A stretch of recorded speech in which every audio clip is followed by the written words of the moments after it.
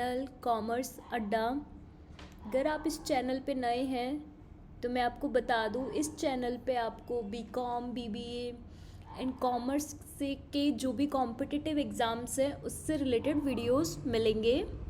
तो please like, share and subscribe. आज के वीडियो में हम पढ़ेंगे एलिमेंट्स ऑफ कॉस्ट।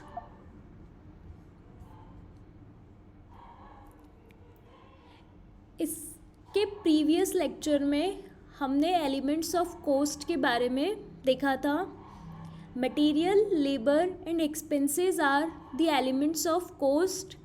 अब मटेरियल को फर्दर बाइफरकेट करते हैं direct material and indirect material. Same way labour, direct labour and indirect labour, and expenses, direct expenses and indirect expenses. अगर आपने इससे पहले का वीडियो नहीं देखा है तो उसका लिंक आपको डिस्क्रिप्शन बॉक्स में मिल जाएगा। प्लीज़ इस वीडियो को देखने से पहले आप इससे पहले वाला वीडियो ज़रूर देख लेना।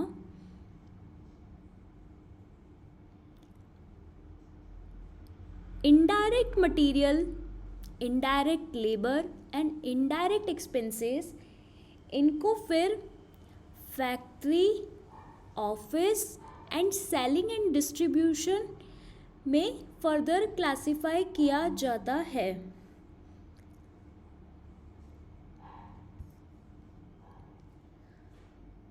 अब हम समझते हैं प्राइम कॉस्ट क्या होती है। देखो, जो भी डायरेक्ट नेचर के एक्सपेंसेस हैं, डायरेक्ट नेचर के सारे खर्चे को टोटल कर देंगे तो वो कहलाएगी prime cost. Prime cost is equal to direct material plus direct labour plus direct expenses.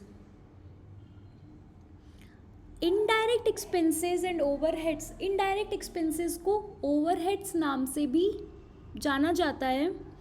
Indirect expenses चाहे material, labour and indirect expenses general, ये सब factory expenses, administration expenses and selling and distribution expenses में आते हैं। Factory expenses वो खर्चे जो factory level पे इनकर होते हैं। एडमिनिस्ट्रेशन एक्सपेंसेस वो एक्सपेंसेस जो ऑफिस लेवल पे खर्च होते हैं।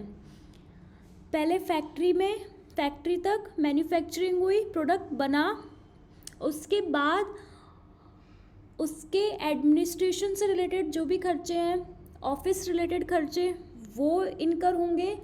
और सबसे लास्ट में प्रोडक्ट को बेचने से related selling and distribution expenses.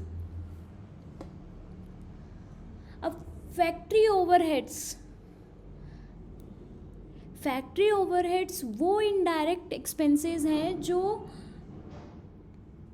Factory में मैन्युफैक्चरिंग पे खर्च हो रहे हों। प्रोडक्ट की मैन्युफैक्चरिंग पे जो एक्सपेंसेस इनकर होते हैं फैक्ट्री में, वो फैक्ट्री ओवरहेड्स के अंडर आते हैं।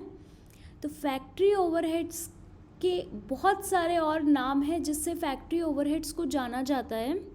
For example, works indirect expenses, works overhead expenses, manufacturing expenses, production cost, factory on cost, works on cost, factory indirect expenses, ये सब फैक्ट्री ओवरहेड्स के ही नाम हैं। Factory indirect expenses broadly includes the following expenses. देखो, factory indirect expenses में कौन कौन से खर्चे होंगे। Cost of indirect material consumed in the factory. सबसे पहले तो डायरेक्ट मटेरियल तो प्राइम कॉस्ट का पार्ट होगा, और जो इनडायरेक्ट मटेरियल है जो फैक्ट्री में कंज्यूम्ड हो रहा है वो आ जाएगा फैक्ट्री इनडायरेक्ट एक्सपेंसेस में। इनडायरेक्ट लेबर कॉस्ट जो भी फैक्ट्री लेवल पे एक्सपेंडेड हो रही है वो फैक्ट्री इनडायरेक्ट एक्सपेंसेस में आएगी। एंड और भी कोई अदर इनडायरेक्ट एक्सपेंसेस हैं जो फैक्ट्री में इनकर हुए हैं, वो सब आ जाएगा फैक्ट्री इनडायरेक्ट एक्सपेंसेस में। अब ये बहुत इसके एग्जाम्पल्स की लिस्ट है कि कौन कौन से एक्सपेंडिचर, कौन कौन से खर्चे हैं जो फैक्ट्री ओवरहेड्स में आएंगे, जैसे expenses of purchasing department, store keeping expenses, cost of consumable stores, normal loss of material, wages of indirect labour, wages of normal ideal time, labour welfare expenses, employees state insurance premium, salaries of foreman of work manager, fees of technical directors, rent, repairs, insurance, depreciation of factory। देखो depreciation, जब office में अगर कुछ office level का कोई machine हो, कोई furniture हो, तो उसका डिप्रिसिएशन होगा, वो तो एडमिनिस्ट्रेटिव ओवरहेड का पार्ट होगा। और अगर फैक्ट्री लेवल पे कोई भी मशीनरी है या फिर कोई फर्नीचर है तो वो फैक्ट्री ओवरहेड्स में आएगा। फैक्ट्री बिल्डिंग की लाइटिंग फैक्ट्री ओवरहेड का पार्ट। आपको इस फैक्ट्री ओवरहेड को समझने के लिए ये भी समझ लो कि फैक्ट्री लेवल तक जो भी खर्चे होंगे, अगर वो डायरेक्ट नेचर के नहीं है तो वो सारे आ जाएंगे फैक्ट्री ओवरहेड्स में। और कुछ वर्ड्स जैसे drawing office expenses, drawing office salary, ये वर्ड्स आपको कंफ्यूज कर सकते हैं कि इसमें ऑफिस वर्ड है, लेकिन ये फैक्ट्री ओवरहेड का पार्ट है। देन एक हॉलेज, ट्रांसपोर्टेशन से रिलेटेड एक खर्चा है। Depreciation on factory plant and machinery. आप इस वीडियो को पॉज करके ये सारे एक्सपेंसेस नोट डाउन कर लेना, ये आगे कोस्ट शीट में बहुत काम आएंगे। आपको पता होना चाहिए कि कौन सा एक्सपेंस का क्या नेचर है।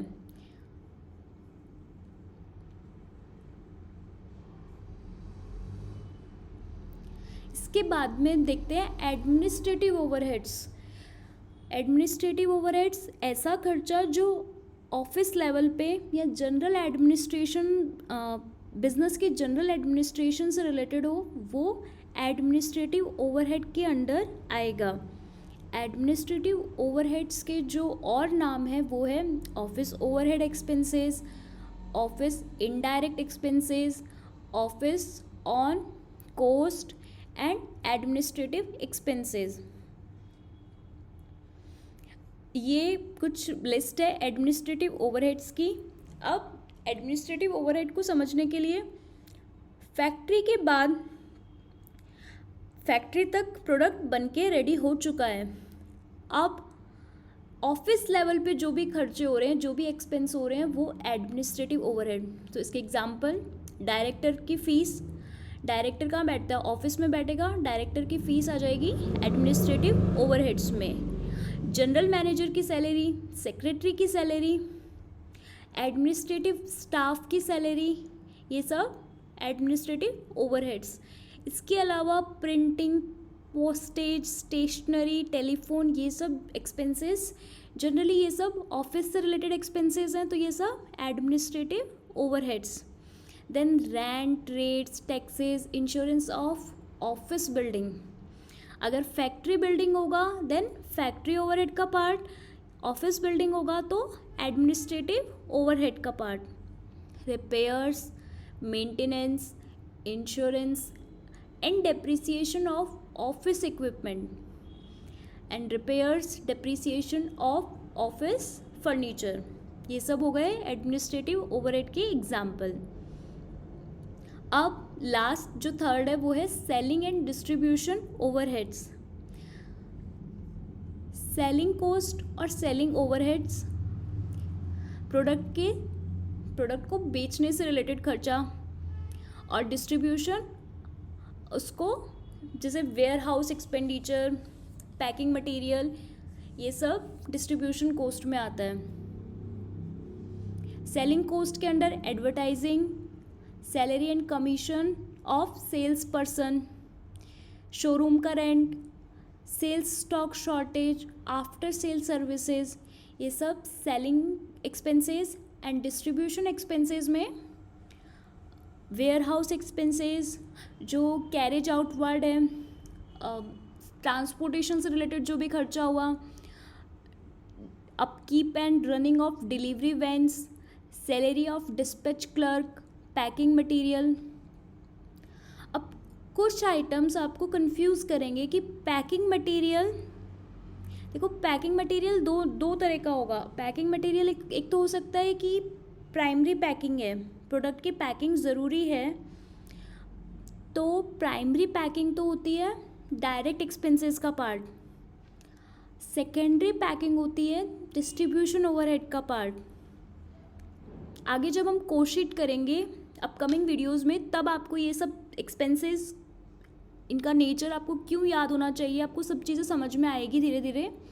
अभी सिर्फ आपको एक इसका जनरल ओवरव्यू लेना है कि कौन सा एक्सपेंसेस किस नेचर का है, डायरेक्ट है, इनडायरेक्ट है तो फैक्ट्री ओवरहेड्स है, एडमिनिस्ट्रेटिव ओवरहेड्स है और सेलिंग एंड डिस्ट्रीब्यूशन है।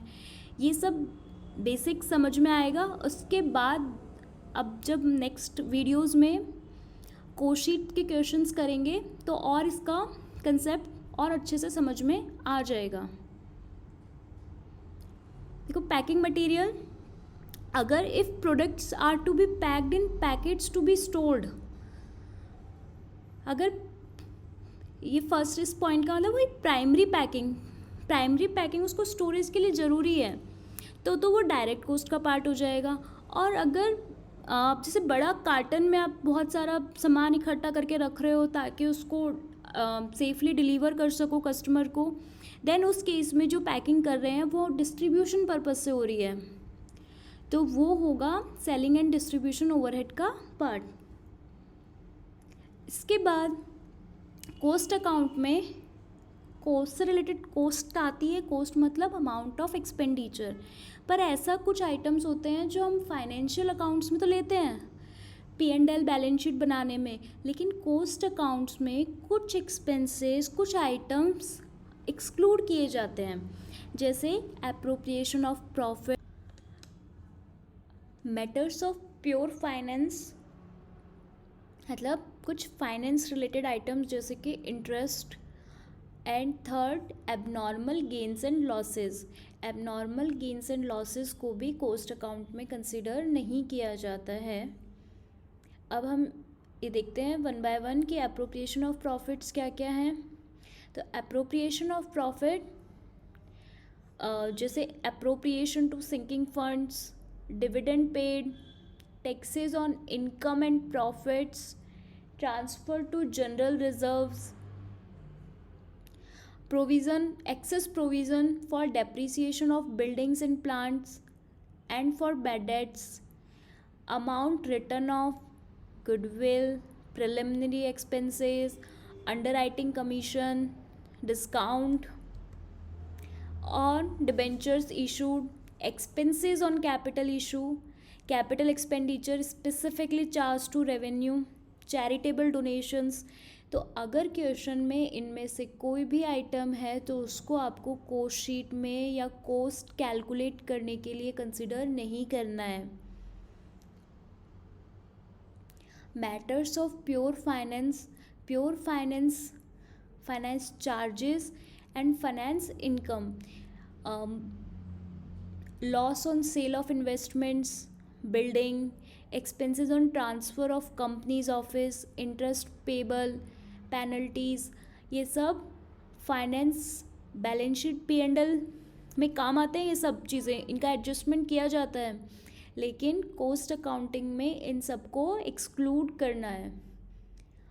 अगर फाइनेंस इनकम की बात करें तो interest received, profit on sale of investment, transfer fees received, rent receivable, discount और कमीशन रिसीव्ड।